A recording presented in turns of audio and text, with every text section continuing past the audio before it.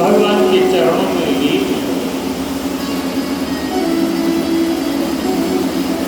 भरत जैसे महापुरुषों के नाम से ही हमारे देश का नाम भारत है। हमारे यहाँ 3 भरत हुए।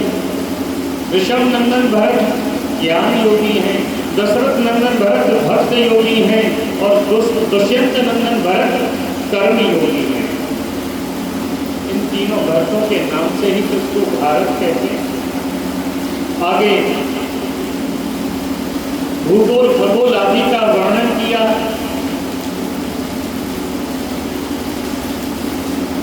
नरक आदि का वर्णन किया।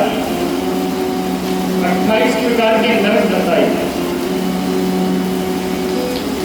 और कहते हैं कि नाभुक्तम क्षीयते कर्म कल्पकोटि शतेरपि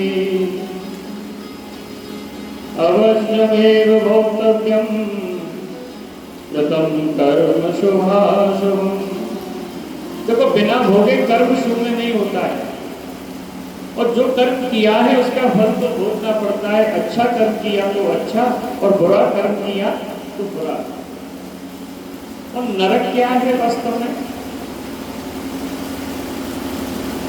संत जन कहते हैं नरक तो धोबी घाट है।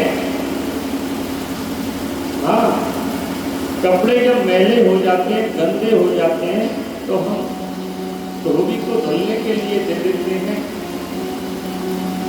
अच्छा, नरकों में क्या मिलता है? कष्ट, दुख। और धोबी क्या करता है?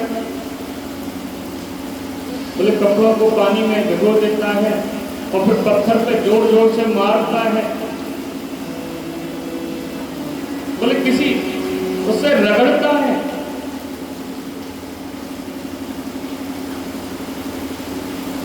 वृक्ष आदि पे कैसे भी कहीं भी डाल देता है, सुखा देता है और फिर गरम गरम इस्त्री करता है, प्रेस करता है, गरम गरम प्रेस करता है।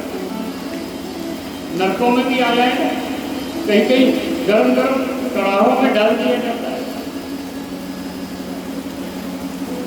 और जब वो प्रेस कर देता है और वो वस्त्र हमारे पास आते हैं तो फिर हम कहते हैं वस्त्र बहुत अच्छे हैं, स्वच्छ हैं, उसको पहन लेते हैं। यानी गंदे तो देते हैं और धुल करके स्वच्छ होकर के आ जाते हैं।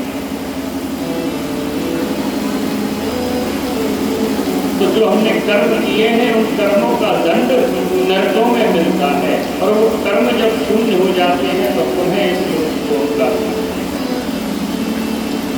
परीक्षित कहने लगे गुरुजी लेकिन मुझे तो नरकों से बहुत डर लगता है। अच्छा, हम पाप करते ही क्यों? पाप हमसे होता क्यों है? भगवान कहते हैं अधकेन प्रयोक्तोऽयं पापं चरितं पुरुषाः अनेक्षदपि वासने बलादेवा नियोजिता।